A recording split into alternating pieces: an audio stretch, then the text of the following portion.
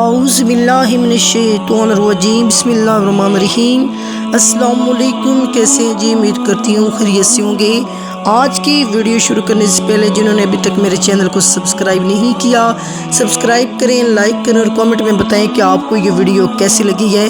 حضرت آدم علیہ السلام کی توبہ کیسے قبول ہوئی؟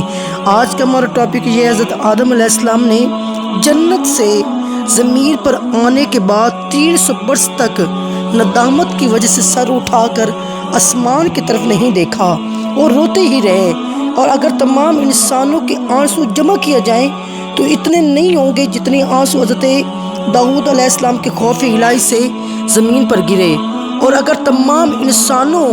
اور حضرت داؤد علیہ السلام کے آنسوؤں کو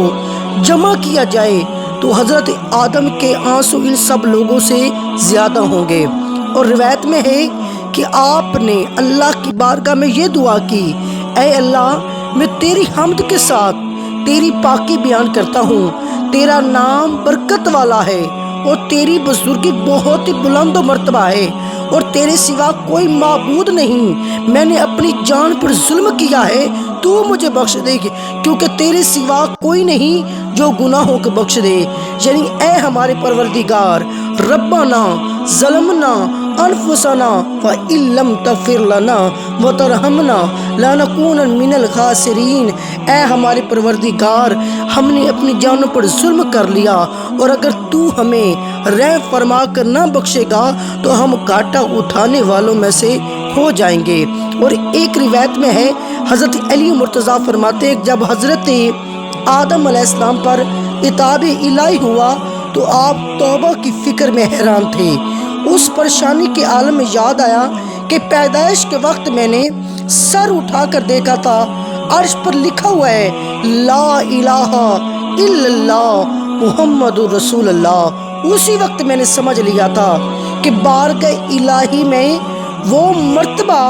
وہ مقام کسی کو نہیں ملا جو محمد مصطفیٰ کو ملا ہے، جو احمد مجتبیٰ کو ملا ہے۔ اللہ تعالیٰ نے ان کا نام اپنے نام کے ساتھ ملا کر عرش پر لکھ دیا ہے۔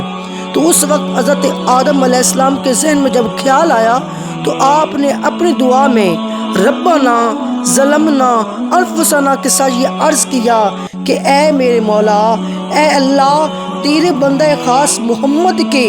جاہ و مرتبہ کے توفیل اور میں ان کی بزرگی کے صدقے میں جو تیرے دربار میں انہیں حاصل ہے، تجھ سے دعا کرتا ہوں تو میرے گناہوں کو معاف کر دے۔ یہ دعا کرتے ہی اللہ تعالیٰ نے ان کی مغفرت فرما دی اور حضرت آدم علیہ السلام کی توبہ قبول ہوگی۔ قرآن مجید میں اللہ تعالیٰ نے فرمایا کہ پھر سیکھ لیے آدم نے اپنے رب سے کچھ کلمے تو اللہ نے اس کی توبہ قبول کی، بے شک وہی ہے بہت توبہ قبول کرنے والا مہربان۔ جب اللہ تعالیٰ نے حضرت آدم علیہ السلام کو بخشنا چاہا تو بخشش کے وقت حضرت آدم علیہ السلام کے ذہن میں یہ خیال ڈال دیا، جب ان کو یاد آیا کہ جب میں نے اپنی آنکھیں کھولی تھی، جب میرے اندر روح پھونکی گئی تھی تو میں نے آنکھیں کھول کے دیکھا تھا آسمان کے ہر کنارے پہ لا الہ الا اللہ محمد رسول اللہ لکھا ہوا تھا۔ تو حضرت آدم علیہ السلام نے محمد مصطفیٰ احمد مجتبیٰ کا واسطہ دے کے اللہ کی بارگاہ میں توبہ کی جو اپیل کی تھی تو اللہ تعالیٰ نے انہیں معاف فرما دیا۔ اور اس سے معلوم ہوا کہ مقبولان بارگاہ الہی کے وسیلے سے، اور وسیلہ جو ہے حضرت آدم علیہ السلام کی سنت ہے، حضرت آدم علیہ السلام کی توبہ 10ویں محرم کو قبول ہوئی۔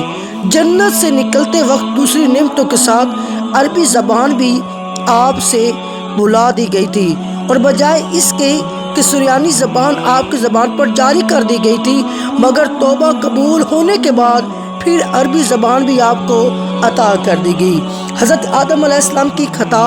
اجتہادی تھی، اور اجتہادی خطا گناہ نہیں ہے، اس لیے جو شخص حضرت آدم علیہ السلام کو عاصی یا ظالم کہے، آج کل ہماری زبانوں پہ ایک محاورہ ہوتا ہے کہ ہم سے گناہ ہو گیا تو کیا ہوا، گناہ تو حضرت آدم نے بھی کیا تھا، اللہ کے نبی بھی تو بھول گئے تھے، اگر ہم بھول گئے تو ان کی خطا جو تھی وہ اجتہادی خطا تھی، اور اس لیے حضرت آدم کو اگر عاصی गुनहगार या जालिम कहेगा वो नबी की तौहीन के सबब से काफिर हो जाएगा। अल्लाह ताला मालिक व मौला है,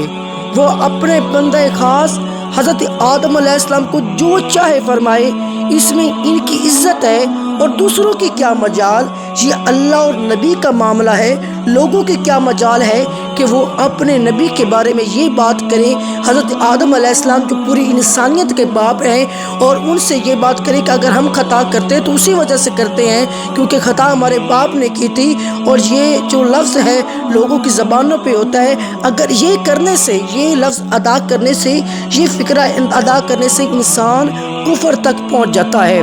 तो अल्लाह ताला ने हमें अंबिया कराम की ताज़ीम व तौक़ीर और उनकी अदब व इताअत का हुक्म फरमाया है, क्योंकि जो कौमें पहले तबाह व बर्बाद हुई हैं, जो गर्क हुई हैं, जिन पर अल्लाह का आसमान से अजाब नाजिल हुआ है, उनका सबसे ज़्यादा अगर आप पढ़ें, उनके बारे में तारीख ढूंढ के लेके आएँ, उनके बारे में अगर पढ़ें तो सबसे ज़्यादा वो क्या करते थे, वो नबियों की तौहीन करते थे, नबियों पे इल्ज़ाम तराशी करते थे, जिसकी वजह से अल्लाह रब्बुल इज़्ज़त उनसे नाराज़ होकर उन पर तरह तरह के अजाब मुसल्लत करता था। तो इसलिए हज़रत आदम अलैहिस्सलाम और दूसरे तमाम अंबिया कराम का अदब व एहतराम लाजिम जाने और हरगिज़ इन हज़रात की शान में कोई ऐसा लफ्ज़ ना बोलें, कोई ऐसा फ़िक्रा ना बोलें, कोई ऐसा लफ्ज़ ना बोलें जिसमें अदब की कमी का कोई शुबा भी हो। और बाकी जो है अल्लाह रब्बुल इज़्ज़त हज़रत आदम अलैहिस्सलाम को बखूबी जानता है, हमारी खताओं को भी जानता है, उनकी खताओं को भी जानता है। हज़रत आदम अलैहिस्सलाम और उनके अल्लाह का मामला है, लेकिन इंसान होने के नाते, बशर होने के नाते, खताकार होने के नाते हमारा हक नहीं एक तो हम गुनाह करें और फिर अब उस गुनाह का ताल्लुक हम हज़रत आदम अलैहिस्सलाम के साथ करें, एक गलती करें, गुनाह करें तो उसका हम ताल्लुक जो है नबी के साथ जोड़ दें कि नबी ने भी तो गुनाह किया था, नबी ने से भी तो भूल हो गई थी, गलती हो गई थी, हमने कौन सा बड़ा काम कर लिया है। तो ये ऐसा ना करें, ये आपको ईमान से खारिज कर देगा और आपको कुफर के रास्ते तक ले जाएगा।